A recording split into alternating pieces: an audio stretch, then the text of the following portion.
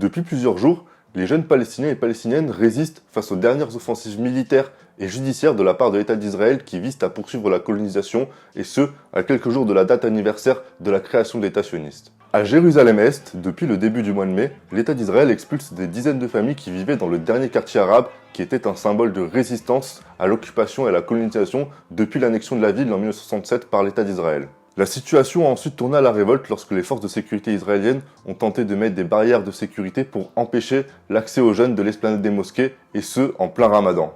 Pour la jeunesse palestinienne qui subit l'apartheid depuis sa naissance et dont les conditions économiques se sont gravement vues aggravées de par les conséquences de la crise sanitaire pour laquelle ils n'ont toujours pas de vaccin, contrairement aux Israéliens, ces provocations ont été de trop. C'est une mobilisation inédite depuis 2014 qui voit se lever une jeunesse qui refuse le système d'oppression et d'apartheid et qui fait face à la répression sanglante qui a déjà fait des dizaines de morts et des centaines de blessés en quelques jours. En réponse au déchaînement de violence de la part de l'État israélien, le Hamas à Gaza a entamé des tirs de roquettes. Mais la réponse de Tsahal ne s'est pas fait attendre et l'armée israélienne a entamé une campagne de bombardement criminel sur la population civile de Gaza qui vit déjà dans une prison à ciel ouvert maintenue sous embargo par Israël.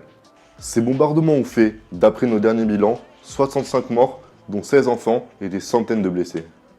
À Gaza, comme en Israël, ce sont les populations civiles qui payent le prix de cette situation de guerre et qui périssent sous les représailles. Mais le traitement médiatique international de ce conflit essaie de faire passer les deux belligérants comme étant en force égale. Mais contrairement à Israël, les Palestiniens ne disposent ni de chars, ni d'aviation, ni de la bombe atomique.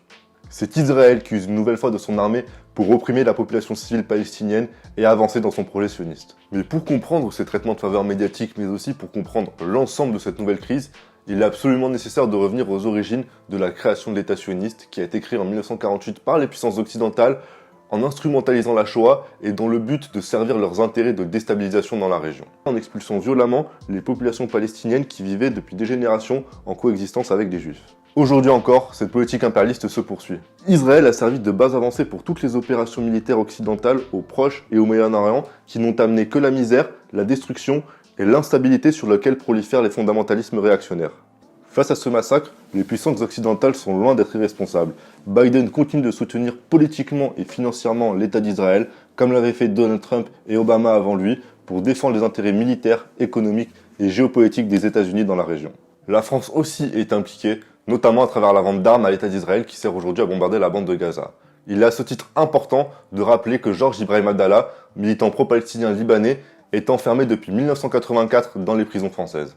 Il est aussi important de rappeler que beaucoup d'entreprises françaises exploitent les travailleurs palestiniens comme main-d'œuvre bon marché. L'exploitation des ressources humaines et naturelles de la Palestine est par ailleurs la base sur laquelle repose toute l'économie israélienne.